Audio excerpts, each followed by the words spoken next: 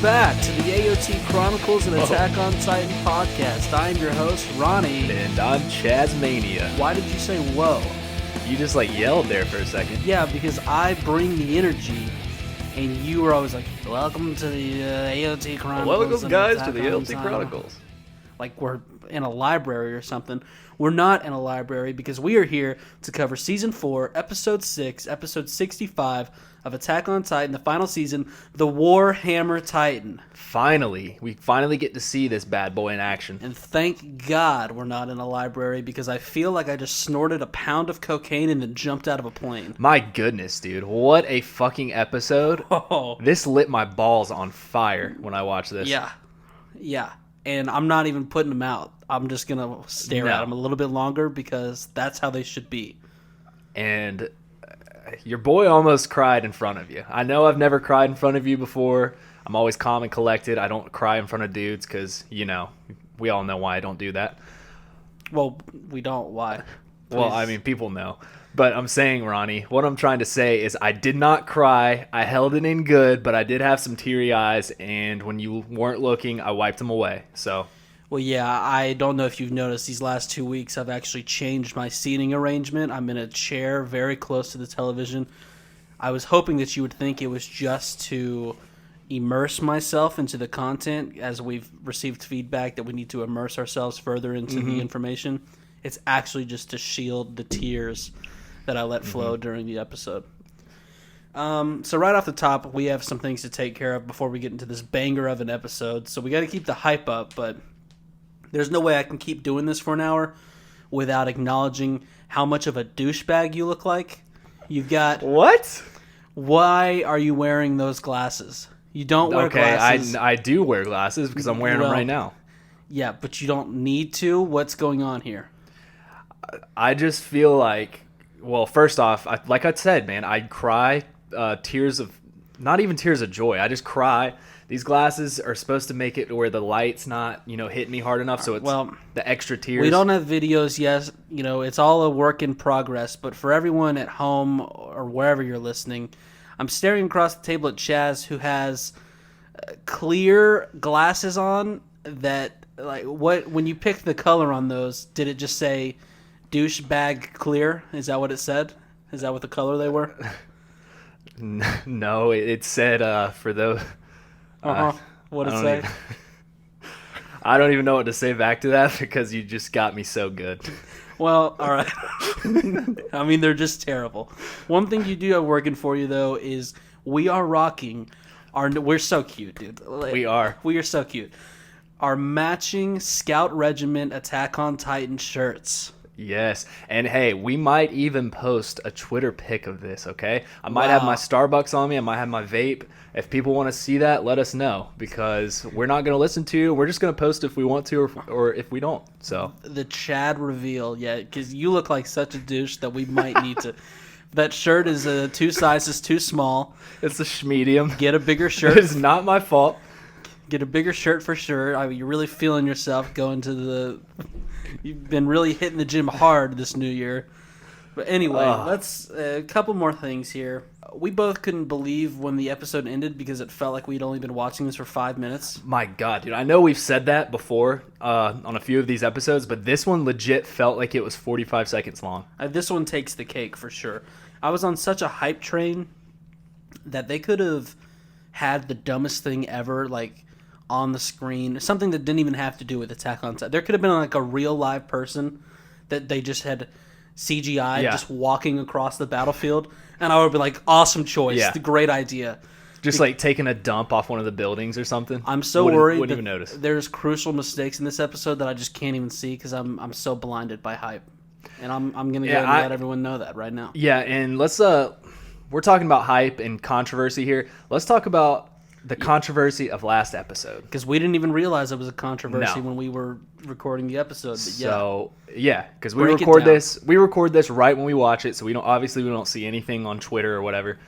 But we saw last week that people were losing their shit over the OST that was played when Eren popped out of the building. So I saw this just in passing. This is the kind of stuff that scares me because I try not to look at stuff like this just in an attempt to not get too spoiled.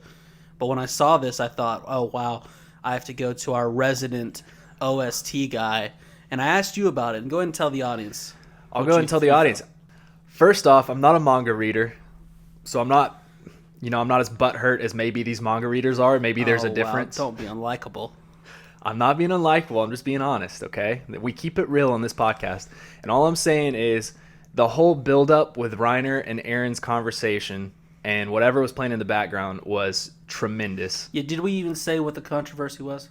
Yeah, the OST when Eren pops out of the building. People wanted the UC Big Girl. They wanted UC Big Girl, and I'll be honest, I don't think it fits there, UC Big Girl. I thought what they did maybe felt a little too heroic because I felt like it wasn't very heroic, Eren killing a bunch of kids and people. Yeah. But I don't think UC Big Girl would have fit, and I was completely fine with the episode. I thought the build-up to Eren doing that was fabulous. Yeah, I felt like the soundtrack put me exactly where I needed, so I definitely didn't have any gripes either. We just wanted to tackle that because we definitely saw some crazy... I mean... And like I said, hey, if you read the manga and you're expecting something different, that's on you for reading the manga and expecting something different. Well, why are you saying the manga with... Because apparently... Because I don't know if you know this. When you read, you can't hear music. Yeah, I know. So they're putting their own expectations in their head when you shouldn't be doing that. You should just go along with the flow because you never know what they're going to put. Gotcha. So I see where they're coming from. If you're reading it and you're like, oh, this would be perfect, and you're already putting that in your head and they do something different, I totally get that. But at the same time, like, you got to be expecting something different. Just want to double check on this. So you do you hear music in your head when you read? Okay, we can pass that because when's the last time you actually read something? Well, I read subtitles all the time. Well, doesn't count. It's the only thing I read. And then one last thing, it was Lady Kiyomi last episode who was the one that Udo spilled wine over. We weren't quite sure. Man, you are really going to town on that coffee. Thank you. And let's go ahead and get into this episode finally, because I'm chomping at the bit. Did I not call this first part of the episode? What are you talking about? I said to you, not on the podcast, but I'm such a genius. I said this off script that Willie and Magath, we're going to have to see some back talk with them because they knew some shit was going down. Did I not say that? I mean, I can't believe you. I mean, yeah, you kind of said that after you piggybacked on my joke of this whole episode was going to be a flashback episode. Okay. And you were like, oh, yeah, we might see some Willie and Magath talk. But if there's a flashback episode, I'm not recording the podcast. Oh, I did not say that. Well, that's there's no proof of that. Said. So anyway, we opened up on some more of these little crumb munchers that were flipping furniture a couple episodes back. My note, no thank you. Extremely loud. These are just terrible kids. Get them in control. And are these like quadruplets? What do you call them when there's four of one? I think they're like slightly different age, but they are like... The Willie and his wife were putting in some damn work. I mean, she's popping these bitches out every single 9 months. If there is not a set of twins, it is literally one after the other. Like, one was holding the room, and then housekeeping got in there, flipped that bitch, and we got another one waiting right around the corner because they are all very close in age. Willie's Willie must be working pretty well. And all I'm saying is they might want to get this little blonde-headed boy checked in the bottom right of the screen. One, he's the only blonde-headed kid, which Willie's blonde, so that's not a problem. He just seems like there's something a little off with him. They might want to give him the Warhammer because he needs to regenerate some muscles in his arms. He's got a big head. Good Lord. There's no way he can keep that head up. Big head. But anyway, it's said that the big sister is taking care of them. Damn, how many kids does Willie have? At least this one is like different in age. It's like they waited 4 years, and then they're like, all right, every 9 months, we got to pop one of these bitches out now. Do you think these old people are Willie's parents? We didn't really discuss it. I just asked you the question. You said, shut up and save it for the podcast. And then I, just turned back to the screen. But yes, I believe that they have to be his parents, or maybe, they got to be his parents. I don't... Who else would it be? Right. We have to assume that that's who it is. So the big sister tells the kids that they are making it hard for Willie to leave. They're still whining and saying, bring me something back. I gotta say, that's a hard disagree for me. They are making it very easy for Willie to leave. He's like, I cannot wait to get out of this room. These kids suck. That's why he didn't say, I'll miss you or anything. He only said it to his wife. And then he goes and gives his wife a little smooch, a little lovin'. She looks like she's 25 years older than him, right? She does. Just saying. How old is Willie? Well, damn. I mean, after seeing his onslaught of kids... He's got to be like 40, you think? Yeah, late 30s, early 40s. That sounds good. And yeah, his wife, we know why she looks 60. old. 60. She has like 10 kids. That's why they've just been putting a toll on her body. I mean, I feel bad for her. I'm not... Imagine what her downstairs looks like. Whoa, rough. It seems obvious that she knows what's going on. She knows. Yeah, this is where I felt bad for her, because it looks like she might not even had a choice in all this. Not even what Willie's about to go do, but in the whole having all the kids and stuff. This might be like a Tiber thing where they're like, you got to just pop these bitches out. We got to keep our family like intact. We got to keep which one's the Titan shielded. Yeah. Oh, yeah. Go and grab that vape real quick. Got to have that. Thanks. Got to complete the look. What is it? The classic papaya, mango, guava juice? Tropical blue. Oh, my God. I'm feeling pretty tropical today, if you can't tell. I hate you so much.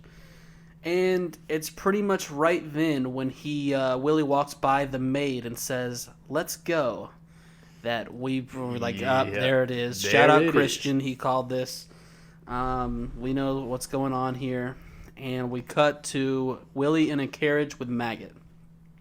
And they're breaking this whole thing down. So... right off the bat, Willie knows the attack is probably going to happen during the speech. So I'm assuming this is just on the way to the speech? Yeah, because at one point they cut and you can see they're going through the streets of the festival.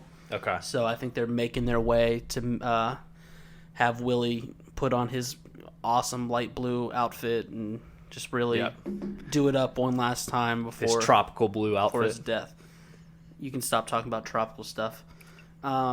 Because I hate what you're doing right now. It's just, I don't love. This is why we don't post a picture, because I just hate our branding. Your name's already Chad, and then you look like such a Chaz right now. It's just... why is your coffee on the floor? We have a table. Well, remember that one incident in the preview where I almost spilled stuff all over my computer? So it's just that you literally can't trust yourself. That's what's going on? I mean, yeah. That's kind of what's going on.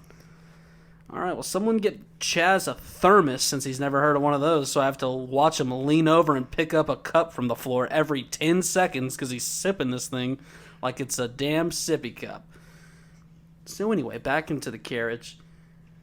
It's when, he says this is when all the most important people are going to be grouped together, so they start making escape plans, kind of. This is a little weird. Maggie says VIPs will take carriages, or... I don't know who says that, but the VIPs are going to take carriages, and Willie sets them on the edge of the aisles and clumps them together as much as possible. So what does he want to happen here? This, to me, the VIPs being other world leaders, I feel like he wants a lot of them to die so that the rest of the world is pissed the fuck off at these paradise devils, and that's when everyone's on board now. They're all going to go after him. Yeah, it's like a combination of two things, because sitting them on the edge would be like a good escape plan. Yeah. But then clumping them all together goes completely against that. Maybe he wants like survivors, so those people that do survive can give the testimony about what happened and make people even more pissed off. Yeah. But I think you're right. I think he's saying this is going to mean the most for the other countries if as many people, of these world leaders die. As many pictures as they took, they better have gotten that shot of Eren busting out of the building, because that is a badass photo if you got that. That's going to be a great newspaper headline picture. Yeah. Hey, you could call him the devil of all Earth. Whoa. So, Magath, he's not so sure about this whole plan, but Willie says the Tibers have been building relationships with the world's most elite and improving relations with Eldians. They have also been watching Paradise Island's movements. but they weren't watching their own backyard. Willie talks about how enemies have already crossed the sea and are in hiding, and he says the biggest problem is the conspirators working with Paradis. Which I didn't even... This is one of the things where I guess I kind of thought about this, but as much as some of the rest of the world doesn't like Marley, it makes total sense that there is conspirators working with Paradis to take down Marley. Right, yeah. But he's like making it seem... like it's people inside Marley. In Marley already that's helping everything get set up. This is how I took it. When I first saw that, I instantly thought of Lady Kiyomi. Okay. That was the first thing I thought of because she knew to leave the stage, and she's close with Willie, and we know with Udo, she let Udo live, which didn't last very long, but... she seems like one that is definitely helping out Paradis. That's a big one, and then the other one that I thought of was Zeke because, hey, what's going on with that guy right now? Where the fuck is Zeke? The biggest mystery of the show by far. Number one thing that needs to be answered. Yeah, we can get into more of that later. Marley has many enemies, some of them in their own military, but Willie wants to use their attack as an advantage for smoking out the traitors. Okay. And Magath still thinks that they're going to, even if they take the bait, they're giving up way too much. But Willie's prepared to sacrifice incompetent officers. Magath still cannot wrap his head around how many people will die, which makes Willie mad. He stands up. He's really feeling himself. He claims that most of them are going to be Eldians who, in case you forgot, are spawns of the devil anyway. It's interesting, Magath, he's thinking about all the civilians, even the Eldian civilians. It's almost like he doesn't really care about the ones that, willingly go off, willingly and unwillingly go off to war for them. He doesn't care about them dying, but if it's a random, Eldian civilian, he has, a heart for them, which is kind of cool. Right, so that's what Willie points out here, that he's watched many Eldians die in battle, so stop acting like it's different just because they're not in a uniform. Yeah. But Magath says, this isn't a war, we don't know the enemy, their goal, or how they'll attack. So he's coming at this from just like a military leader, and he's completely right. And I think we see later they had a good feel for how things were going to go down, but they were not ready for it to be this bad. No, they did not expect Mr. Eren Yeager to actually be there as well. Magath goes on to tell Willie he won't be able to protect him, and if they proceed, Willie will die because they won't pass him up as bait. But Willie's prepared for that, and he says the world won't take notice unless he is on stage. So this speaks a lot to me about Willie, because he understands how it's going to look. And he's such a showman. Right. Yeah, he's like, this is how I'll go out. He's feeling himself right now. He really is. He's like, no, I've got to be on. I'll go out how I lived, on stage performing. Yeah.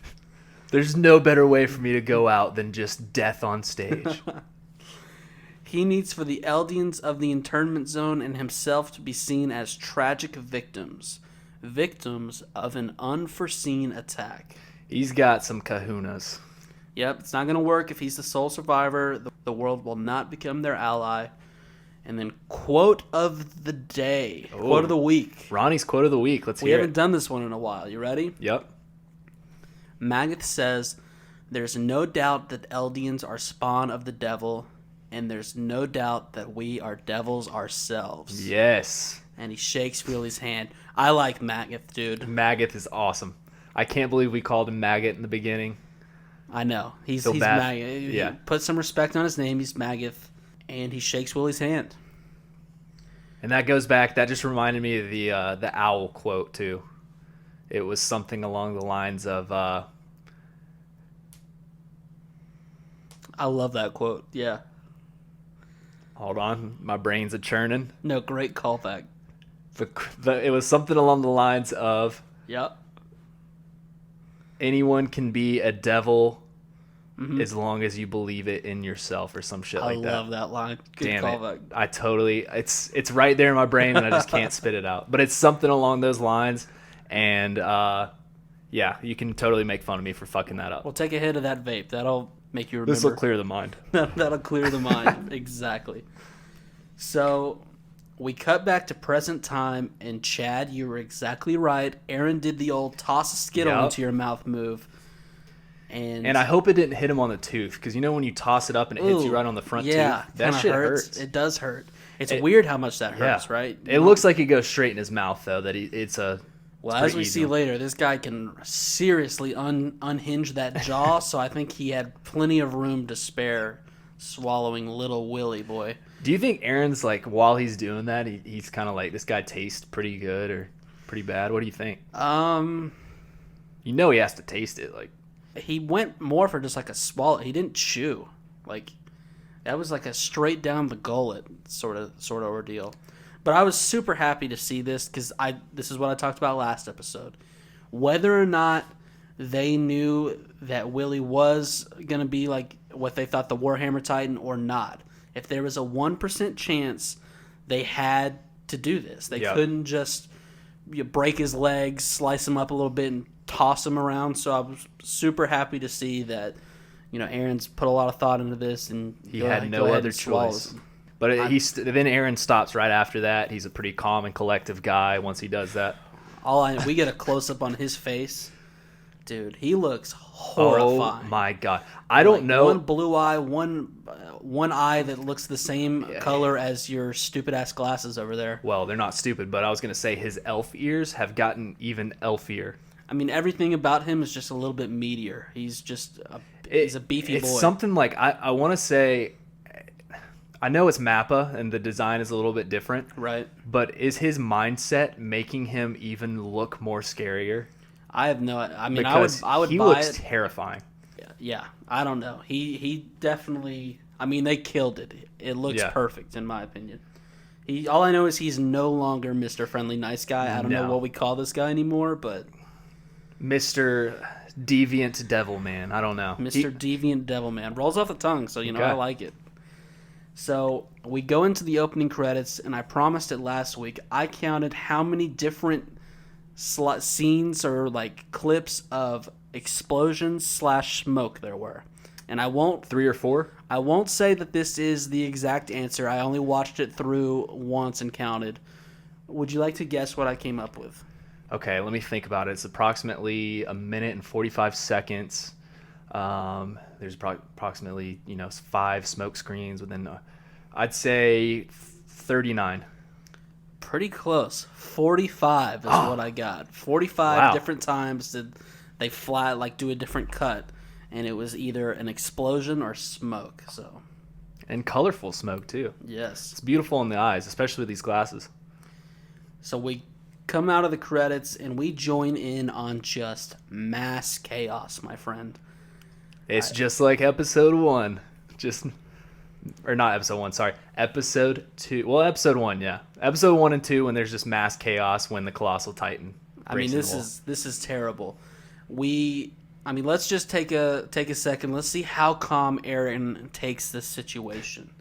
He turns to all the officers in kind of in the second level, and I believe this is General Calvi that we talked about last episode. I was so excited, Ronnie, to hear your take on this. This guy went out like such a badass. Yes, he did. This might be the most badass death of the entire season so far.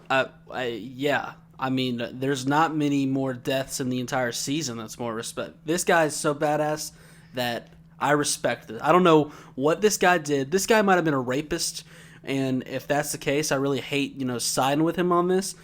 I just have such respect for this guy. There's nothing more badass than everyone else fleeing and you just sit there just staring at him. Yeah. Just waiting. I thought he was the Warhammer Titan in this moment. He was so calm. No. I was going to say, though, Eren's belly flop, okay? What a terrifying belly flop. I've got a hot take here. I think Eren has been getting wasted at pool parties these past 4 years and just been practicing his belly flops in the local pool. I wish I could have seen General Calvi's face one more time right as Eren leapt, because I bet he was staring at Eren. He was like, I'm going to die. He'll probably just swat the whole stands and I'll just either die on impact or die from the fall. But when Eren leaped and he realized that he was leading in with a elbow-led belly flop, he was probably like, well, damn, now I kind of wish I would have ran a little bit. This is horrifying. I'm sure it was a very instant death.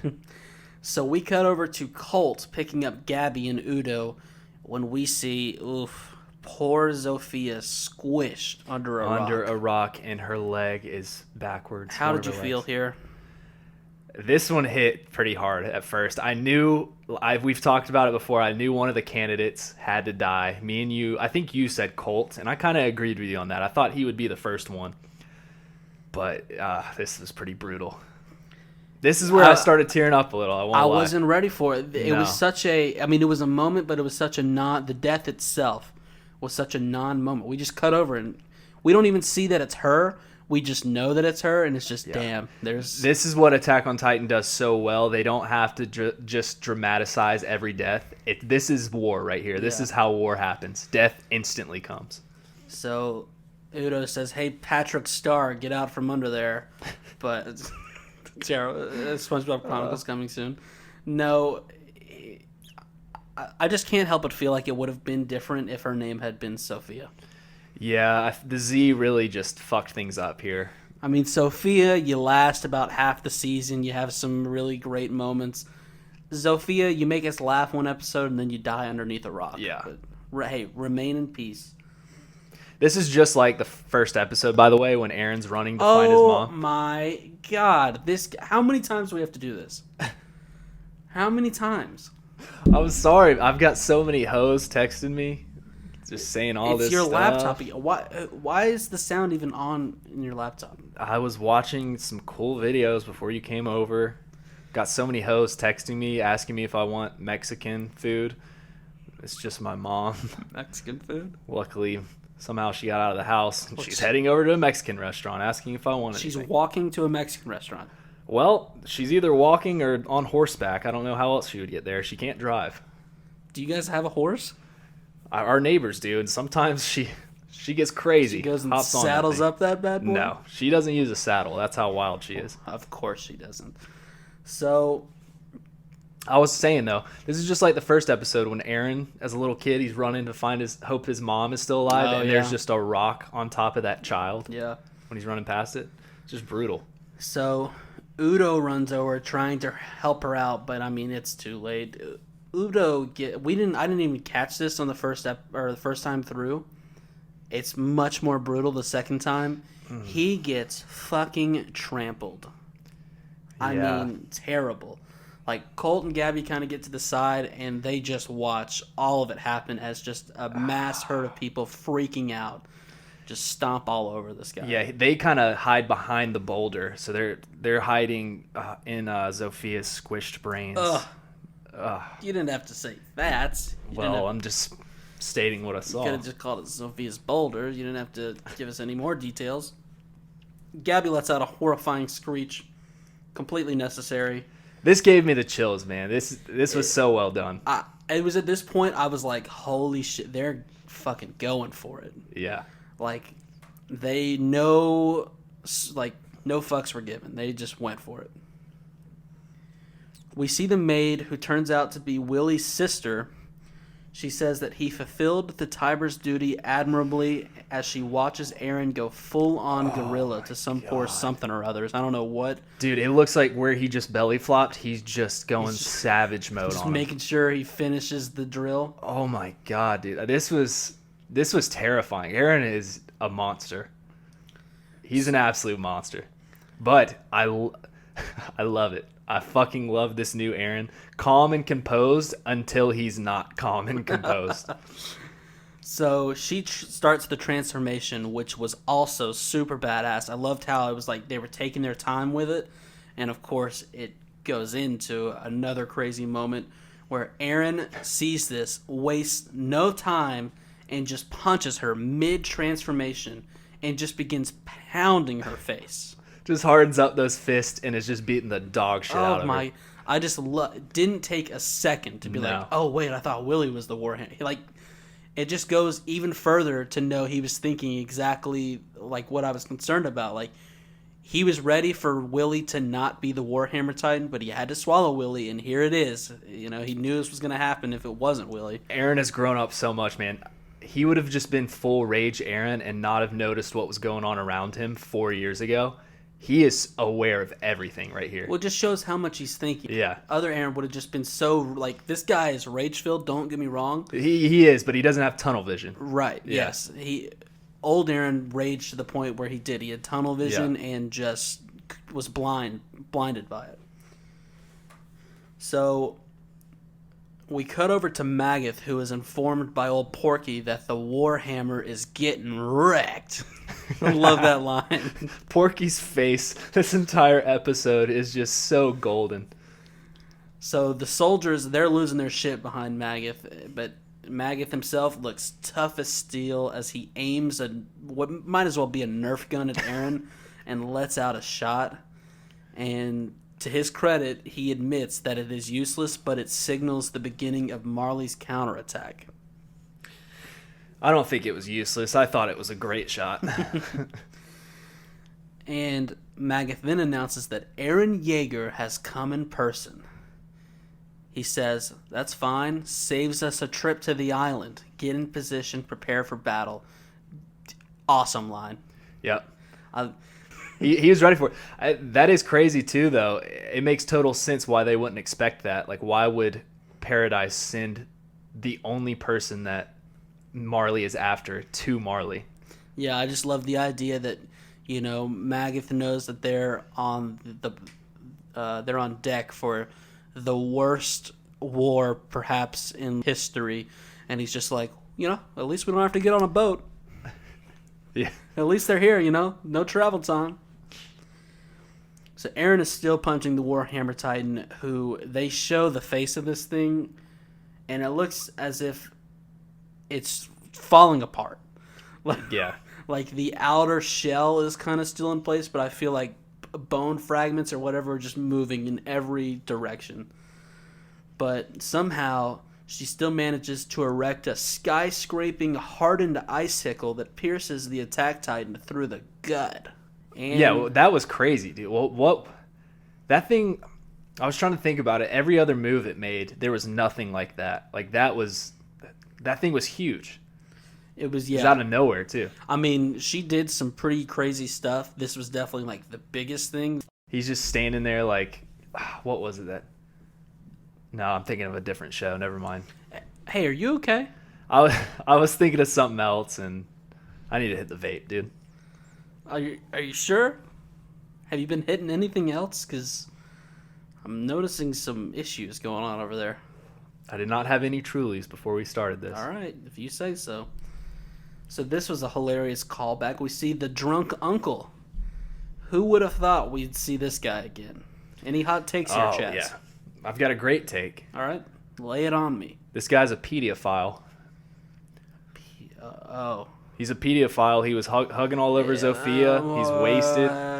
Why are you saying it that way? Saying what? Well, I don't like the way you're saying it. Saying what? Which way? Well, I just don't really like how you're saying what you're. I wish you'd just say it the right way. Okay, yeah. This guy, well, I don't know his name if you want me to say it like that. He's a wasted, drunk pedophile, and he's getting wrecked. Why are you saying that? Just say pedophile. Is that how you say it? What are you talking about? Oh, God. Just edit that one out. Please send in resumes to be my new host at thepodcastchronicles@gmail.com. So, as I was saying, though, he gets wrecked here. I guess what I was trying to say, he could use some Pedialyte. This guy gets fucked. Oh, my God. I don't think Pedialyte would have helped him at all. He gets squished by a rock. All I know is I'm glad this dude died. He is apparently a pedophile, not a pedophile, and he deserved a boulder to the freaking face. And then this did make me sad. The nice lady, she's here too, trying to get him out of the way when a boulder flies and just squashes her too. That's what she gets for not putting the pedophile under before. So Magath tells everyone to remember he was the one who took the first shot. I don't know if he's saying this for like the history book purposes, like he really wants his own chapter. Like Everyone make sure we saw that shit. I was the one who shot. It wasn't Porky, all right? Yeah, what's he doing that for? You got it? I don't... Is he doing that because he's like, I'm the commander now, I took the first shot, make sure everyone knows that shit? I guess. I don't know. I guess he realizes that...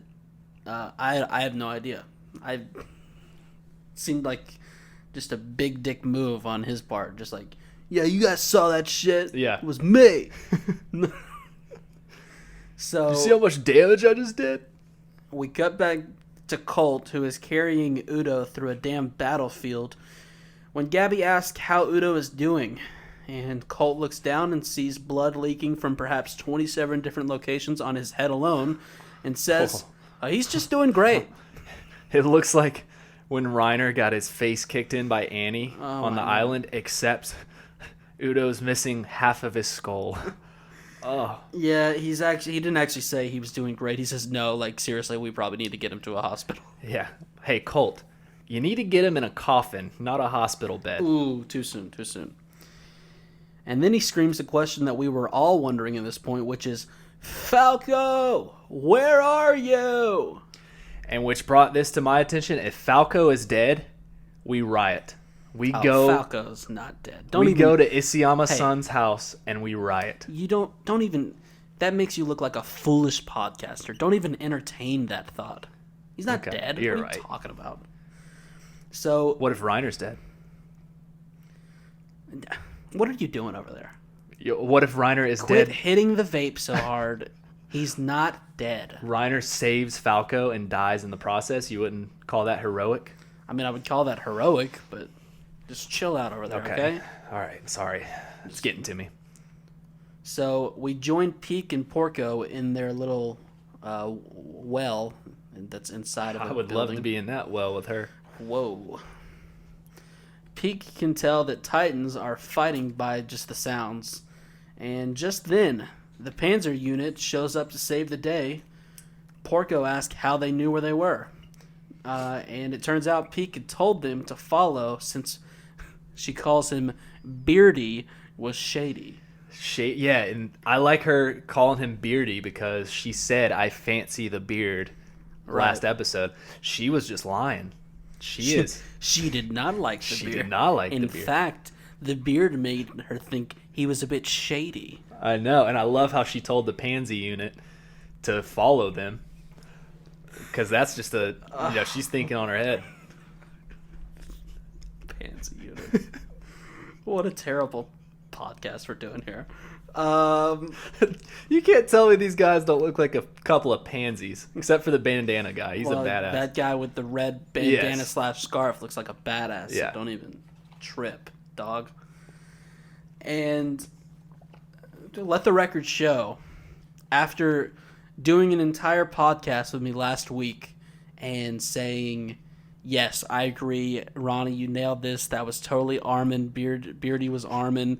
You've now, all it took was for one person to say, hey, love you guys, but that's not Armin. There's just no way. And you go, dude, I don't think that's Armin. So, dude, people are saying it's not Armin. That guy right there on our comment section, he said it's not Armin. I believe that guy. All right. He looks I think his profile, his username was like, I don't even know. It doesn't matter what his username was because I believe that man. Now, they did set up that, they do have people conspiring with the islands in the military, so maybe that's one of these guys, but they just, to me, they made such a big deal about this guy's identity and how they hid it and just that moment that Wait, so you think it's a conspirator? No. I'm on my bandwagon all the way. And I'm not hopping off like you, bitch. Okay, well, I did say last episode that there's no way Armin is that tall. Right. I'm going to stick with my original take of saying Armin is not that tall.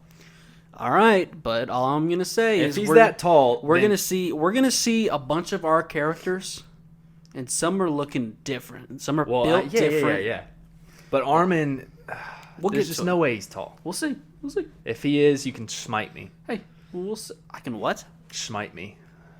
What is that? Smite me is when when you strike down on somebody for being wrong. That's what the word smite means. Smite? Yes, you've never heard the word schmite? That's a... Schmite. Yes. Hey Siri, define schmite. 1 second. Wow, look at you. First of all, it's just smite, not schmite. Well, when I say it in the German. That's where it's from. Is the German language. Quit putting so much emphasis on it. But it says to strike with a hard blow. So look at you.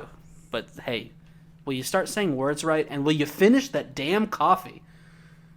Just finished it. Thank God.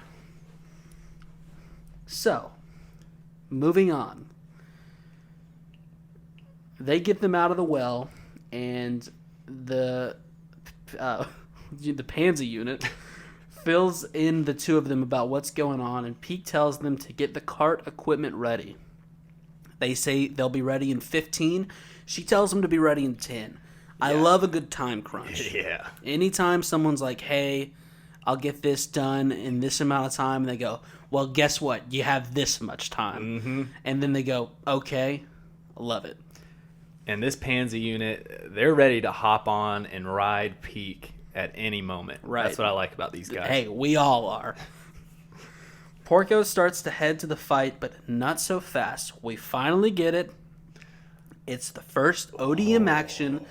Shout out Dan, who emailed in talking about how epic it was going to be the first time we heard the sound of ODMs, and it lived up. It did not disappoint. And I love the show, knew it was going to be a moment too, because we didn't even see him. We just heard him, and it was awesome. Yeah, and then it just pans up, and you see figures fly past. I thought it was done perfect. So we get our first real glimpse of the Warhammer Titan, and wow, I feel like I've said this 500 times this episode, but badass. Thoughts? Yeah, the whole caged mouth. The what mask a look. thing is so cool. It doesn't even look like a Titan.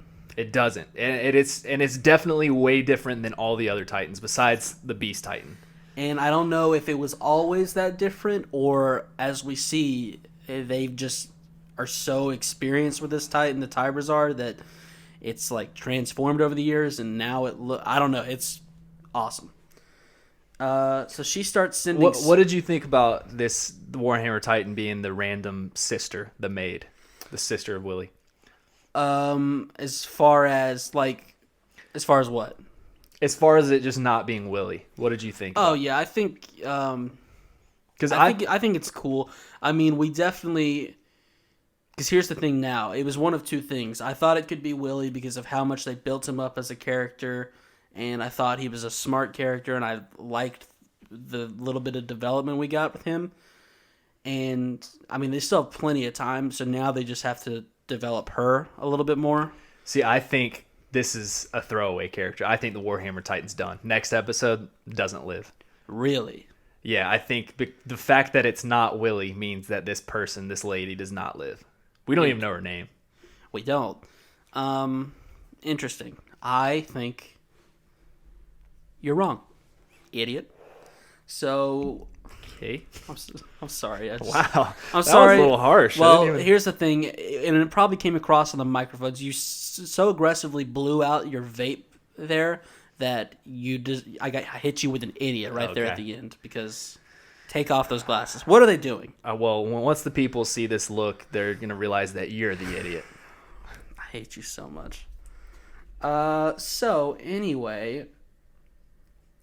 Anyway, did you say anyway? Speaking of Annie. She starts sending spikes from the ground while the military shoots anti-Titan artillery packs. First off, I know this is a super quick scene, but the whole multiple spikes out of the ground to trap his feet, brilliant. And that's why I was saying, because you were like, she didn't do anything else like that skyscraper icicle. This is really we know about the cord, so maybe it has something to do with that. But this is her straight up forming something for not even using her hands. Yeah. This is just coming out from the ground many feet away. Yo, this might be the most powerful Titan out of all of them. Well, it seems like it right here. It definitely seems... I don't know. Here's the thing. I don't know how powerful the Titan itself is, or just how experienced the Tybers are and have been able to pass down information that they've just got this thing mastered. Yeah. So because of all this firepower coming his way, Eren is having to guard his nape. And Porky says, let's finish him off. Let's kill the Founding Titan. But Magath says no. Killing the Founding Titan only postpones the problem. That they need to have the Warhammer eat it. But Porky is concerned that the Warhammer has no intention of eating it because she is kicking some booty. And he's not wrong. I mean, she's full on swings the hammer, taking off Eren's hands. And his head. I didn't catch that the first time. She completely decapitated him right there. Was it completely off? Yeah, I don't know about completely off, but the front side of his head. It was a little wonky, right? Yeah. I noticed that later, but I couldn't really tell when it happened. She didn't strike the nape, but... Right. So Eren comes out of his Titan and looks at the Warhammer Titan as she raises the hammer once more. She asked Eren if he has any last words. Real deep voice for a woman. And Eren says, now or never, Mikasa. Let's go! Oh, what a moment, bro. Eren Yeager. I love to think that Eren has no idea Mikasa's even there. He's just so used to being saved by her that he just says that. He's just like, she's probably been following me this whole time and she hasn't been saying anything. Now or never, let's do it. Tired of seeing your stupid face. Just come and get it over with. Oh my god, awesome. So she comes flying in, sends in like 8 thunder spears, makes a big boom. Yo, let's talk about that, man. She been working out, homie. She can only carry like 2 or 3 before. She's throwing 4 at a time. Oh my god. She is chiseled. Yeah. She's been doing more of those crunches that we were talking about a season or so ago. I bet she can knock out way more push-ups than you could.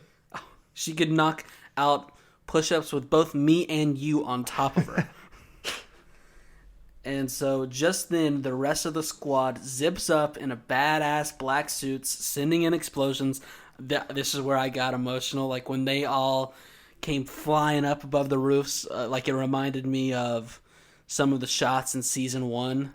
I had to control myself for a second. I was like, this is it. We're finally here. You know, we were patient. We waited, and here's the squad, bro. And the uniforms are slick. They are so cool. I don't know who provided the funding for these badass black suits. But I'm assuming it's these conspirators. If some other countries just like, yo, you got to look, if you're going to take over Marley with us, you got to look dope while you do it. Yeah, you got to ditch the capes and the generic jackets and get some straight up black noir. Yeah. Hey, modernize. Why are you still riding horses? This isn't the 1700s. You're still wearing the same uniforms from over 100 years ago. So Mikasa lands next to Eren, who he's just happy to see that they actually came. And of course, Mikasa's first line is Eren. Yes. And then she follows it up with, please come home.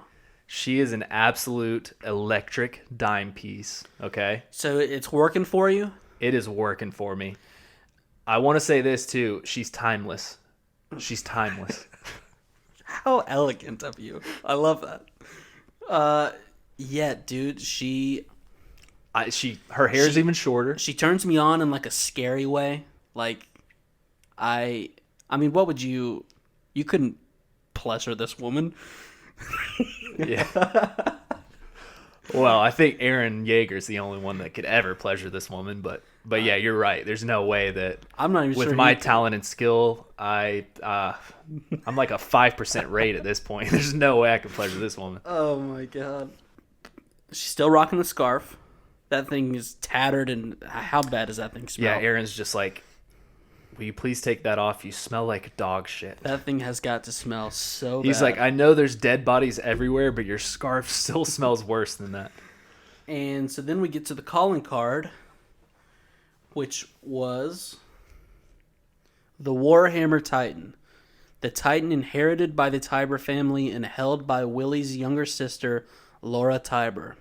Its body is encased in a white shell created by its extraordinary hardening ability. Furthermore, it can use the same hardening ability to construct any weapon it envisions. Its warhammer, crossbow, and whip are just a few examples from its arsenal of Titan-sized weaponry it wields to fight. Yeah, and the crystal ball that it talks about or whatever, that's just like Annie. I don't know how Annie.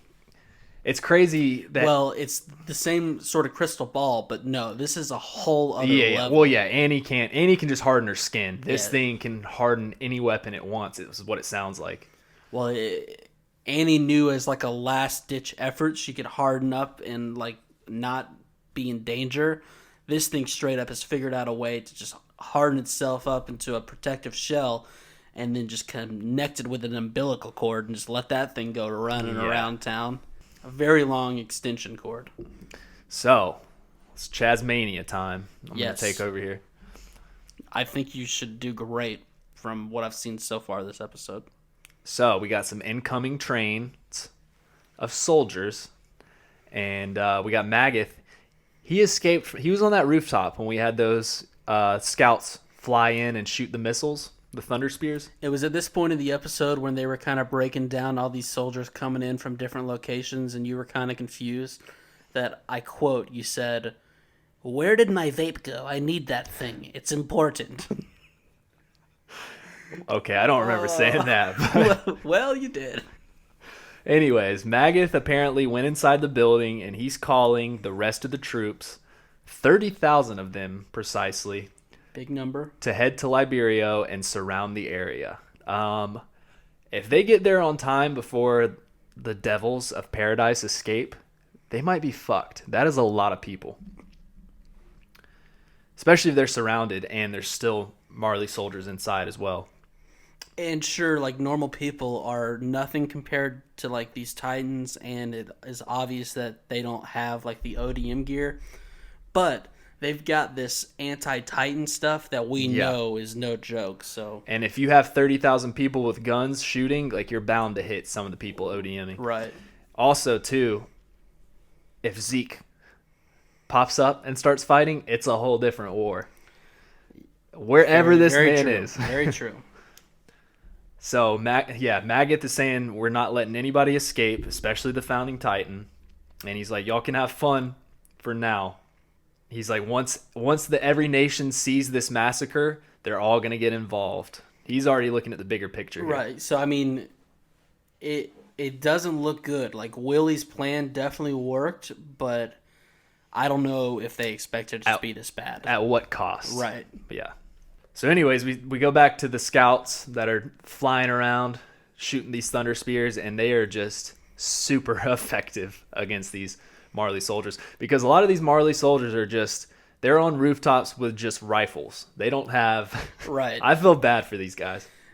They really have no chance. No, they're like shooting these rifles, but to their credit, I feel like they're missing so badly that they're hitting like another ODM soldier like two away because they're missing so badly that they're getting lucky and hitting other people. And this new ODM gear is it's looking... Everything looks fleek. so cool. And it looks faster. They look like they're almost more mobile with this gear. But we get some C4 thrown into Magath's building, and obviously it looks like a bunch of those people died.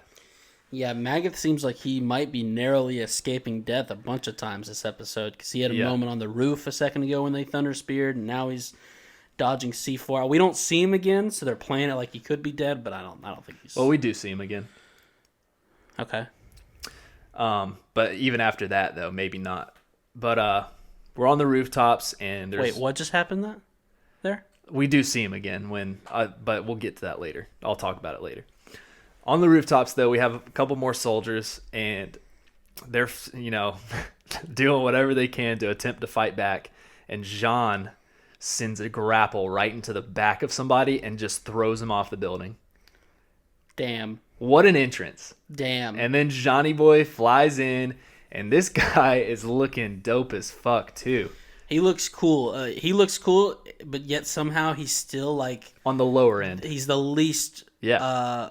one that I'm like amazed by, I guess. He looks cool. He's got some nice long hair now. Yeah, a little chin stubble. It's like he always impersonated Eren in like seasons 1 through 3. It's like he had to grow his hair out with Eren so he can somewhat impersonate him again. It's like I haven't seen Eren in a long time, but I feel like he's in the mindset right now where he's growing out his hair, so I better start. So, yeah, he throws that guy off. Just a great entrance. And let's stop talking about Jean. He walks up. Let's say a thing or two about to the kin of our saviors, Flock Forrester. Whoa. The moment Ronnie... Somebody call 911. The moment I've been waiting for is for Ronnie, the man himself, to see Flock back in action. Yeah, couldn't wait to get to Flock. I've been so worried about it. And he got a much-needed haircut. He heard me. I was ripping hard on his hair, and I don't know if he looks his age with this haircut because he kind of seems like he's 14, but he does. He looks like the young Justin Bieber, kind of, with red hair, with just flames. But as soon as I saw what was happening, I knew this was an epic moment for the podcast, especially for Ronnie. This is his favorite character. If y'all haven't listened to the first 3 episodes or the first 3 seasons, just not true. Chad is the one that is a Flock apologist. So Jean says, "What part of keeping civilian casualties to a minimum do you not get, Buckaroo?"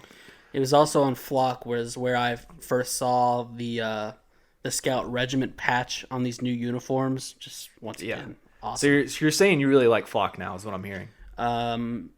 No. So Flock says, "Everyone is an enemy here. Did you forget what they did to us? We were eaten alive. They've got it coming." Yeah, so he seems to be taking a real calm approach into this mission. Doesn't seem like he's letting his emotions get the best of him at all. And Jean's like, "You're still on that train? You still think like that, buddy?" And Flock's like, "Look down there. Eren is telling us to fight. We should wait for..." He's like, "What do we do? Just wait for our deaths in the walls?" Yeah, he says, "Look, Eren is telling us to fight." As we look over and see that Eren's Titan has his body impaled through the stomach. He has no hands, and I feel like his neck is just broken. Like his head is barely hanging on. He's like, "Well, he's telling us to fight. Things are going great." And you just see Eren out of the nape. He's just like pointing at Flock, saying, "Fight." And he's or even better, he's pointing at Flock, going, "No, no, stop." Get back out. He's like, "Look, he's telling us." Oh, and then he says, "What we need is a devil like him." He is still... I love that Flock is still riding this so hard. He said we needed Erwin, a devil like Erwin, and now he's saying we need a devil like Eren. Well, and he said the exact thing that Jean needed to hear. He's like, right. Yeah, right on, buddy. We need a devil like that. Eren is a devil, so let's go for it. Yeah. So then we go back to Mikasa to Eren, and she's saying, "What have you done? You killed civilians and even children," with tears in her eyes. And poor girl, dude. Eren is just always... I loved this Mikasa scene. We needed this. It helps humanize just our gang a little bit, because at this point, like, it's hard to make a case that they are not horrible people, but... she's made it very clear at this point that this was not the plan. Like, Eren went rogue to the point where earlier it almost made it seem like he just disappeared. They didn't... Yeah, it makes it seem like they had no idea where he even was until they got the letters. Until he wrote to them and told them, "Be ready." But this is like... She's crying because of all the stuff she's done, but... it's going to be interesting to see this dynamic, because once this all chills out, as much as Mikasa loves Eren, I don't see how she's just on board and looks at him the same way. It's pretty sad, because I don't think any of these people really want to kill children. Like, once you get... That's just crossing the line there. I know they obviously have to kill these soldiers. I don't think she feels any remorse doing that, but the fact that Eren literally just killed several civilians and children is just... He's a monster. He really is a monster. This just built a lot for future episodes. I'm interested to see where all this goes. And she's saying he's done a lot of things that can't be undone. And it kind of flashes over to Eren, and it looks like he does have some guilt. And that's what my note was. Something about Mikasa giving him this talk. When we see Eren again, he just seems like young Eren again. Like... He just seems like a little kid looking up at her, even though he's whatever he is now. But he looks like he does have a little bit of guilt. I feel like he still has a heart, but he just knows what has to be done. That's what it looks like to me. He knows he has to do this. He's gonna feel a little bad, but in the end, he's just saying, fuck it, I'm going for it. And then the Warhammer starts to get up, and he's like, it's not over yet, Mikasa. Well, this thing is literally holding its head onto its shoulders. Like, I think this thing's trying to dangle off, and it's using one hand to be like, no, stay right up there. And she's talking about how she blasted its nape with like 4 thunder spears, and it's still getting up. And he's like, yeah, I beat the dog shit out of it with my hardened hands, and it's still getting up. And we get a good shot of Eren here out of the nape. He's still wearing his armband. I don't know why. It just... Him fighting as like a true Eldian here, it just does it for me. He's fighting as like a legitimate true Eldian that is enslaved by Marley. That is a cool point. Yeah. And as the Warhammer starts to like strike back at him, she grabs him and flies off with him. She's just protecting him like always. This brings back good memories. But he ends up telling her, he's like, yeah, you got to distract it. And once you do that, I'm going to eat it. So he's still on this train and just eating the thing. Because at this point, Eren also, he realizes about its hardening ability and that it can pretty much, configure whatever it needs to. Yeah. And then he goes, that must be why it won't die. And that part didn't make a whole lot of sense to me. I think he's just meaning like it hardens in every single spot. Because like in his Titan and Annie's Titan, it can only harden in certain areas. And he's saying it can harden it anywhere at any time. So as soon as you hit it, it's just going to harden up so it won't die. I think that's kind of what he meant. But we go to the hospital where Colt... One more quick thing about Mikasa and Eren. There is a scene or whatever where they show both of them on screen at the same time. We've kind of been cutting back and forth. Mikasa is looking pale as shit. Yeah, she is. And it shows both of them at the same time. And Eren's, he's got some color to him. And she looks sickly. Get some sun, girl. Well, worried about you. I feel like she's been undercover inside. Eren has just been sunbathing on that bench. I feel like she's been in a dark basement with no windows doing crutches for the past 5 years. Is what That's probably what she's been doing. Yeah, Eren's just been sunbathing with Falco on that bench, just giving him letters every day. So that's how he has so much sun, I guess. But we go to the hospital where Colt is, and he's trying to convince the doctor to let Udo in. The doc says that sir, sorry, but his entire half of his head is missing. We don't accept patients this way.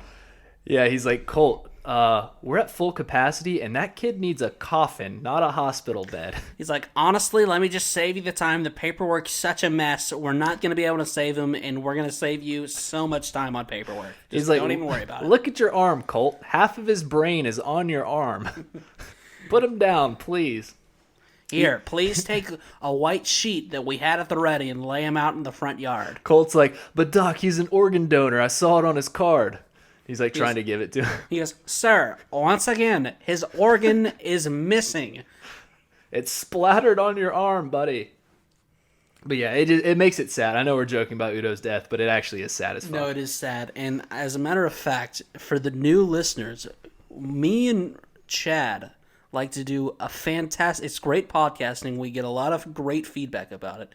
Where when we respect characters and we lose them... We like to do a podcast, 10-second moment of silence where it's just dead air. Yep. A lot of people say, hey, don't do dead air when people are listening because it confuses them. Well, watch this. Chaz, get us started. All right, we're going to give a 10-second moment of silence for Zofia and Udo. Rip. Wait, start now. Starting now. We starting now? Yeah. Dude, okay. My mom's freaking... She asked if I want a chimichanga. Wait, did we start? We started. My mom was... How does she text me about a chimichanga? How does she even know what that is? Who the fuck orders chimichangas when they go to a Mexican restaurant? I know. I'm saying the same thing, man. God, I can't wait to slap that bitch when she gets back. Don't do that. All right, and so that was the 10-second moment of silence. All right, so Colt tells Gabby to, get to safety and get the fuck out of here. What are you doing, little kid? And Gabby's like, no. Udo and Zofia shouldn't have died. Why did that happen? And she just starts running for the battlefield because Colt's like, I'm going to go find my brother. Like, you need to just go to safety. Yeah, once again, I really thought at least one would be in for a longer time, that being Udo and Zofia. But I do think that it will ultimately make Gabby, and perhaps Falco, I'm sure once we see him again, a much better character. Like, Gabby's been so about herself and, like, well, let's be honest, a little bit of a cunt. Yeah. And I think this is going to make her grow up, be so much more likable. I think it's just going to do a lot for her character. Yeah, and the scream she gave when she saw Zofia dead was pretty terrifying. I felt bad for her. I haven't felt bad for her this season, but right here I felt really bad for her. Definitely felt bad for her. Can't believe you called her a cunt. Yeah, I'm sorry about saying the cunt word, guys. And then Gabby runs up to the 2 gate guards that we had seen, a couple episodes ago. Also, what is Falco going to do when he realizes that his buddy, Mr. Kruger, led to the death of Udo and Zofia? Well, he's going to blame everything on himself because all of these people in ODM gear is because of Falco.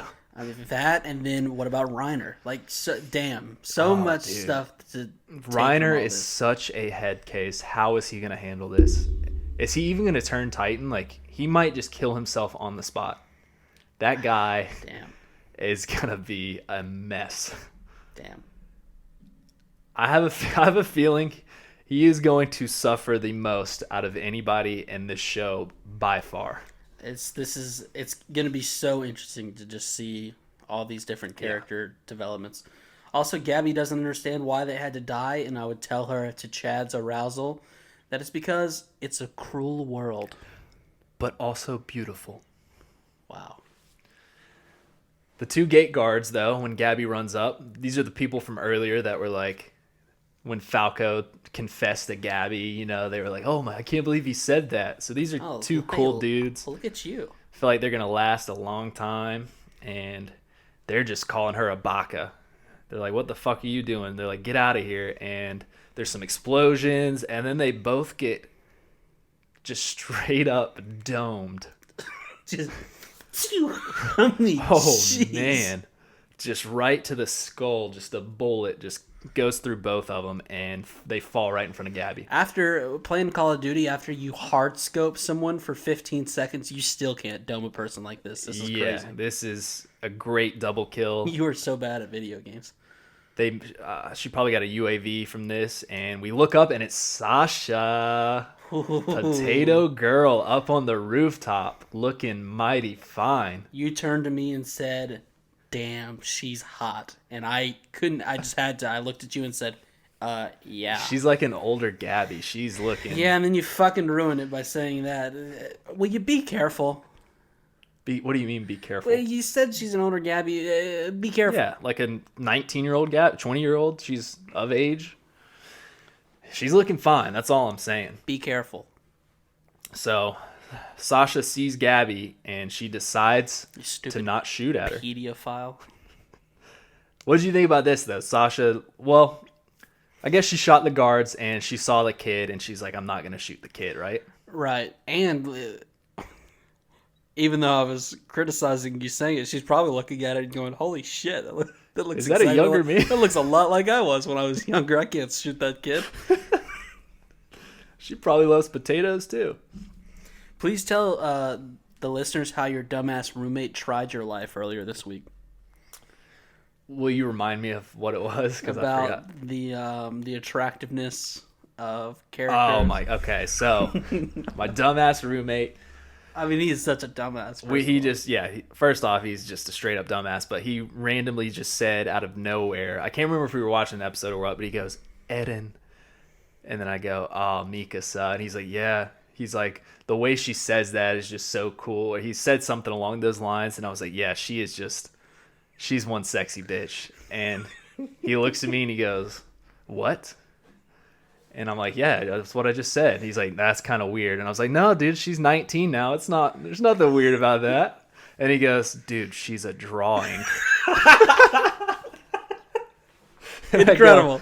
I go, oh, you're right. He said, I got to go to the bathroom real quick. You just went and cried on the toilet. Yeah, that one hurt. It took me a long time to fall asleep that night. He got you on that one, but that does not do anything to the fact that he's a dumbass. Yeah, he's a straight up dumbass. But as I was saying, though, Sasha letting Gabby go, I'm calling it now, is going to be a fatal mistake. Because she's going to go cray-cray, and who even knows what she's going to end up doing. Yeah, she starts grinding her teeth in such a way that's going to cost her parents hundreds in dental repair. It's just not what you should do. Yeah. And, Connie flies up to Sasha in this moment. What is Connie looking like, man? Well, I'll tell you what he's looking like. He let his hair grow out like 1.5 more inches, and for some reason, it might just be the hype shaders that I've got going on. He looks so much cooler. He looks incredible. The designs of these characters look so good, man. I feel like such a fanboy because we've said that about almost everyone I know, far. But they did. They did a really good job. I was very pleased. As someone who only watched the trailer once and have not seen a whole lot of images about what these characters were going to look like, I was super happy. Yeah.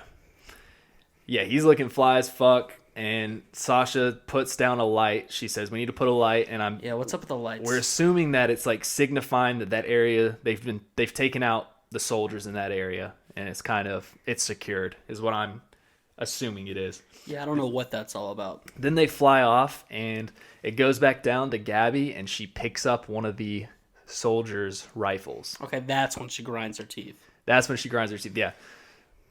But that's got to be a fatal mistake. Gabby's at least killing one or two of our squad members. I don't know who it's going to be, but I mean, something, I like that take. I like that take. Gabby's got to be doing something. They made that moment too crucial for her to not do something in the future. It would be very poetic if Sasha lets her go and then Sasha dies later on because of Gabby. That's just the classic. Damn. And it's basically like, wow, I just died for my younger self. She looks just like me. Be careful. So Connie and Sasha meet up with Jean to say that they've taken out the reinforcements. We see Connie again. Once again, not to drill the point, puberty, one hell of a drug. He's more filled out, taller. He looks badass. Yeah. I mean, that's why I always felt he was kind of short, right? He's pretty... He got bigger. He was a little short. They're all 19 to 21 now. They're all in that range. They're college kids. They're looking dope. I mean, after I saw Connie, because you had kind of scared me, I was like, oh man, what if, am I going to have to drop or jump off this Armin bandwagon? But after seeing Connie's transformation, I'm just sticking with it, dude. Well, I think you're sticking completely wrong. I'm riding it to the grave. So we get some really cool action scenes of Mikasa fighting off the Warhammer, given that distraction that Eren was talking about. Also, real quick, I like how it kind of felt like Jean is the official squad leader. It does. We've seen him before, kind of, Armin has thrown it into his lap before, and there was another time in season 1 where he kind of took control. But at this point, it seems like he's embraced it. And it seems like everyone else has embraced it, and they're reporting back to him. I like him in that role. So I like it too. Cool. It's like Flock is the commander, and then you've got Jean right under him, and then he's the squad leader. But he's also whispering everything, which at this point seems a little unnecessary. Yeah, when he says that, he's like, all I know is that we must survive to find out what will happen. I'm like, well, no shit, Jean. I feel like Connie and Sasha are like, what? What did you say? There's explosions everywhere. We can't hear you. But then Mikasa takes this thunder spear right to the eye of the Warhammer's eye. Mikasa flying around with this new gear. She's doing her thing. Looks so good. Running on walls, backflipping. And this CGI, I know there's some CGI in this episode, but I thought everything looked great. Yeah, nothing caught my eye as looking funky. If it does look a little different from the previous 3 seasons, to me it's not enough to have any distraction. I always just go back to the first episode of season 4 when you mentioned the Beast Titan looked a little weird, and I agreed with you at that point. Yeah. I didn't see anything like that in this one. No. And even in season 3, the Colossal Titan, they used some CGI on that, which I thought looked a little wanky at times. Yeah, the Colossal Titan's hard. But yeah, I thought they did a great job this episode. But Eren notices that beneath the feet of the Warhammer Titan, there's a wire going under. Well, yeah, he notices the Titan umbilical cord. The umbilical cord, yes. It's buried in the ground. And how about Eren swan diving off this building right here? Awesome. Also that he can already retransform, which is pretty crazy. Like, it has not been long, and he's... Yeah. Well, too, none of his human body was actually, like, injured either, so that helps. He can also be... He can quickly turn back into Mr. Deviant Demon Titan. Mr. Deviant Devil Man. Devil Man, sorry. Mr. Deviant Devil Man. Let's get it right. I gotta get it stuck. So it's MDDM, okay? MDDM. Mr. Deviant Devil Man. He... Also, I don't know if we talked about this enough. He grew his leg back fast as fuck last episode. Yeah. He is on one. Well, he's definitely mastered the whole Annie thing where he can concentrate all of it into one section. And Yep. Yeah, he concentrated a lot into one section of Annie in the first 3 episodes when she was on top of him training. Yep. So, he has that awesome transformation, and then he just starts, pounding, grounding the cement ground. He just starts pounding and grounded, baby. There's something about him just beating the shit out of things that looks incredible this episode and terrifying. That's definitely his move. He just goes straight up Donkey Kong on it. He's much better at it than Reiner. But this is when Magath, I was about to call him Magath for the first time ever, but Magath. Magath? And then the Magath comes with the... So Magath sees him pull the crystal out of the ground. He's with the rest of the Marleyans. Magath and the Marleyans. So yeah, he sees him though pull the crystal out of the ground, and he's like, "Oh fuck, he's about to eat the thing." Then that's when we get a slow little. The camera just moves over to the right slightly, and you just see Porco in the background. I thought that was dope the way they did that. It was a great way to do all that. And he's hanging on the wall, and he just takes a dive and a chomp at Eren's neck. Ooh, hey Porco, are you a vampire? He talks about how he's been waiting on this moment to take back the founding Titan.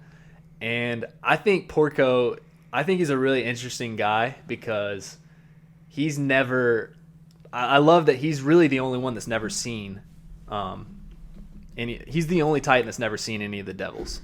Well, besides the Warhammer, but we've never even seen much of her. He's just going off stories that Peak and Zeke have talked about. And he's kind of going, he's hearing all this, and he's like, you know what, I'm going to be the hero myself and take it out. That's true. But he doesn't realize how bad of a mistake it actually was, because Peak even said, don't do anything too rash. And what does he do? And then that's when we get a slice at his jaw. Levi fucking Ackerman. Yeah! Come on. And I love it, and I love it, and hey, and I love it. And I'm here for it. Levi looks the same, Don't fix what's not broken. He knows who he is, and if you're keeping score, this is the 437th time I've said he's a badass. He is a badass. Damn, dude. And then that's when Porco says... Oh fuck! Is this the Ackerman? He doesn't even see him. No. It's like he surveyed before he sprung into action. He's like, "Oh, no one can stop me." And then once someone was making issues for him, he's like, "Fuck, it's this Ackerman guy I've heard so much about." Yeah, and then that's when he realized he done fucked up. Oh my god! The second point of the episode where I was really getting into my feels. What? Hey, what the fuck are you doing? Huh? What are you? What's going on over there? What are you talking about? I'm not doing anything. Why were you typing? I'm hyped up, dude. You have a microphone right next to your laptop. Why are you typing? I didn't mean to. Just keep going. What was on your computer? Tell me right now. My mom texted me back about the chimichangas. No, that's not an acceptable answer. That's what I just replied. What I wanted some Mexican food. Okay. The chimichangas, dude. Take those stupid glasses off and tell me what... Nah. The fans are going to love the glasses, let me tell you. Are you going to take a picture? We'll see. Gotta go do some. What does that mean? I don't know, man. Are you scared? No, these glasses are great, man. No one's gonna make fun of me. Let's talk about this though. We were talking about Levi. Yeah, please. Let's talk about Levi so you can stop making me so damn mad. I don't. What do people think about this guy? What do you think about his design? Is he looking good? Dude, I'm telling you, I don't think they changed anything except for the fact that he just went to Mappa Animation. Just a little different design, but it's it's just the new animation company, and they were like, well, we'll just pretty much do them our way, and that's nothing's done. Like, maybe he's a little bit bigger, but I mean, probably not. His whole thing, they love to talk about how small he is, so he's still got that hog on him, I'm sure. Though. It's like I said, don't fix what's not broken, and he's my guy. But then they all surround him, and it looks like they're about to fuck old Porco up, dude. And then that's when the episode ends, and it felt like it was 45 seconds. The entire episode. The Jaw Titan falls from like a roof, like he might as well be Mufasa from The Lion King. This is some serious Long Live the King shit. Oh, I forgot that. Yeah, you're right. Somebody shot a thunder spear at him, made him fall, and then that's when they all surround him. And it ended perfectly. All these guys are squadding up shadows, and they come zooming in, and we zoom in on one Levi Ackerman's eyes. Cut to the end of the episode, to be continued. We looked at each other and went, what? And then we go, or then I say to myself, I know where Zeke is. He saw Levi, and he's on a ship halfway back to paradise. He's like, fuck this, I'm out of here. He's like, I'm out. I am not dealing with that fucker again. No, I mean, so well done. We waited. We were patient for it. It paid off in the end. This was great. The hype is real. I've never been so hyped for an anime before. And you said it the other day at one point. You were like, I feel like this episode, it's going to just straight up get going, and it's not going to stop. And for the most part, I've got to just be with you on that. I think we're in for a ride. Well, don't just spit on the carpet again, but yeah, we're in for a ride. Yeah. So what was your what do you give this out of 10, this episode right here? I'll give it... Well, how about this? Out of the first 6 episodes this season, where do you rank this episode? Ooh, I would... For hype alone, I've got to put it up top. I mean, seeing all the characters and stuff, like I really liked the last episode, and I thought that Eren Reiner was great, and some of the stuff revealed by Willie was awesome. But let's be honest, like, this episode was just it had it all. It had it all. And Midnight Train was another great one. No action in it, but Reiner's whole thing with when all the soldiers go back to their families. Yeah, that episode hit different too. I don't think we've had a bad episode yet. There was just the one that the editing seemed kind of weird and rushed, but other than that, it got us to this point. So I'm not mad. I'm all in for Mappa right here. I think they're doing a great job. I know they've been getting hate or whatever from what we've seen, but you had been kind of worried.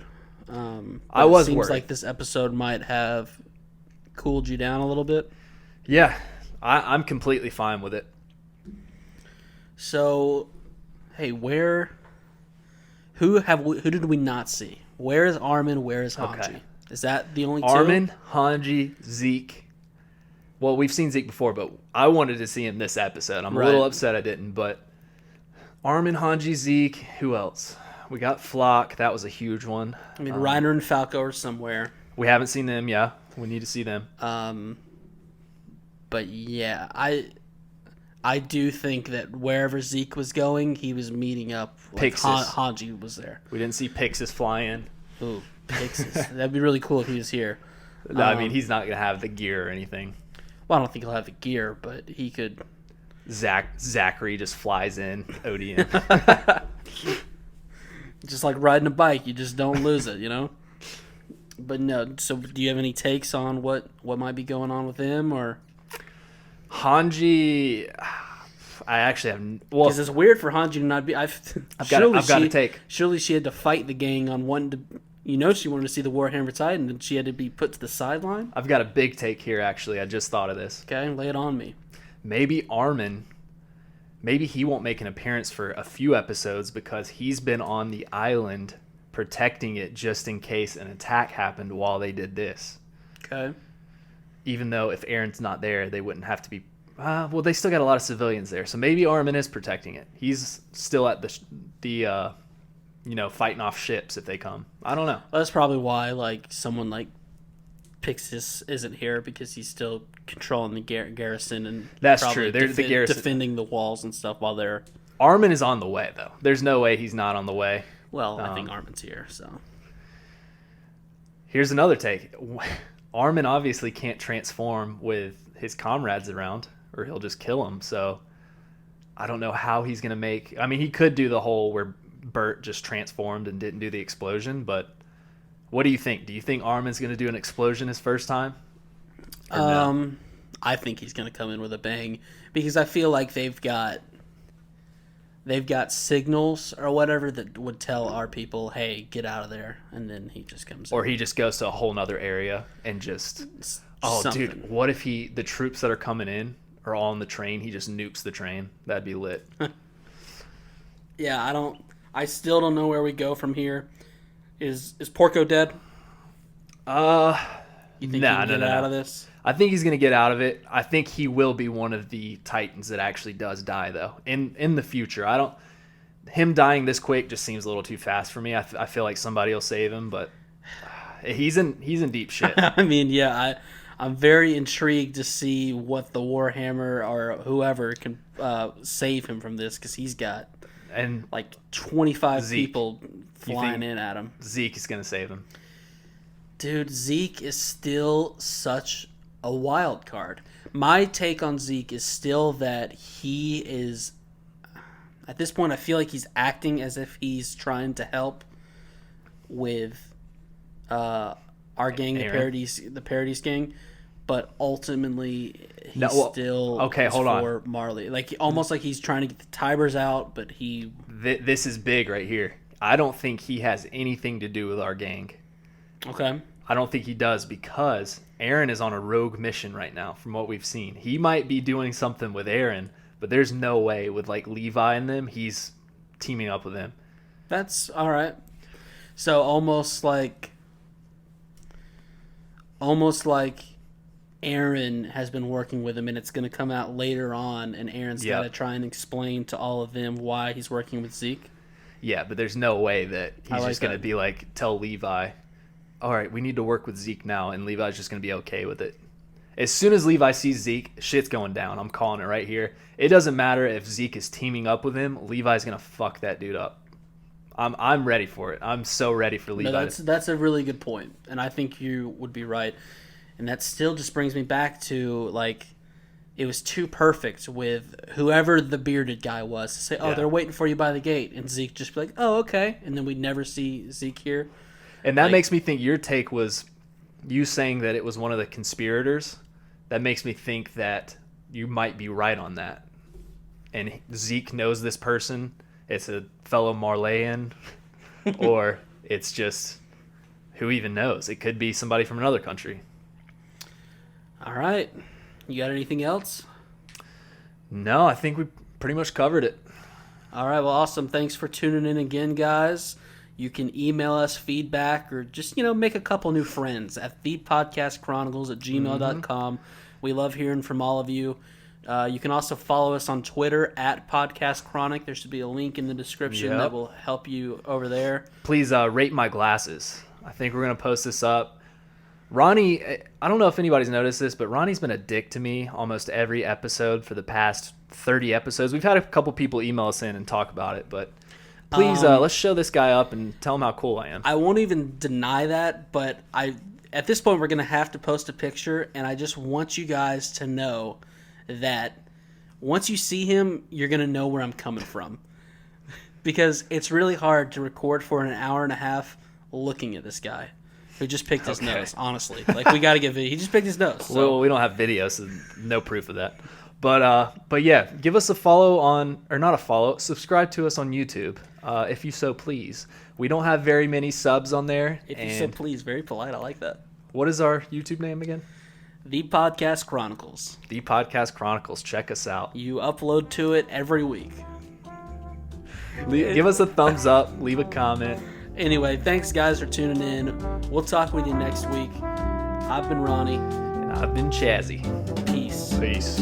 It wasn't quite voice correct, but it still did a little something. I know. I've got to end with one every time. Peace.